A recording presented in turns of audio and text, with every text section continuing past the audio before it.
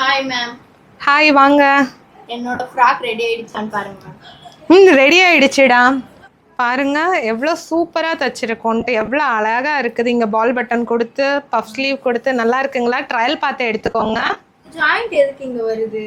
நீங்கள் ஹைட் ஜாஸ்தி இருக்கீங்கல்ல, உங்களுக்கு இந்த ஹிப்பில் ஃப்ளீட் இல்லாமல் கிராஸ் போடுறப்போ இந்த ஜாயிண்ட் கண்டிப்பாக வரதான் செய்யும். ஜாயிண்ட் இல்லாமல் எடுக்க முடியாதே. நீங்கள் தான் ஹிப்பில் ஜாயிண்டே வேணான்னு சொன்னீங்க, ஹிப்பில் ஃப்ளீட் வேணான்னு சொன்னீங்க. ஹிப்பில் ஃப்ளீட் இல்லைன்னா இந்த மாதிரி எடுக்க முடியாது. இந்த ஜாயிண்ட் கண்டிப்பாக போட்டால் மட்டும்தான் உங்களுக்கு ஃப்ராக்கு ஹைட்டு வரும். ஒரு பக்கம் உங்களுக்கு வராது, ஏன்னா இந்த ஃப்ளேர் அப்போ தான் உங்களுக்கு வரும். இந்த ஃப்ளேர் வரணும்னா இந்த இடத்துல ஜாயிண்ட் வரும். இப்போ அந்த கஸ்டமர் கேட்ட டவுட் உங்களுக்கு புரிஞ்சிருக்கும்னு நினைக்கிறேன். அவங்களோட ஃபஸ்ட்டு ரெக்குயர்மெண்ட் ஹிப்பில் எனக்கு ஃப்ளீட் வரவே கூடாது, ஹிப்பில் வந்துட்டு சுருக்கமே இல்லாமல் எனக்கு இந்த மாதிரி தான் வேணும், ஆனால் ஃப்ளேர் வேணும்னு கேட்டிருந்தாங்க. அந்த மாதிரி அவங்க ஹைட்டாகவும் இருந்தாங்க. அந்த மாதிரி ஃப்ளேர் எடுக்கிறப்போ இந்த சைடில் ஒரு ஏ கட் மாதிரி ஜாயிண்ட் வரதான் செய்யும். அது சில கஸ்டமர்ஸ் புரிஞ்சுக்கிற மாட்டாங்க. அதை எல்லோரும் புரிஞ்சுக்கிட்டிங்கன்னா கொஞ்சம் ஸ்டிச் பண்ணுறதுக்கு ஈஸியாக இருக்கும்.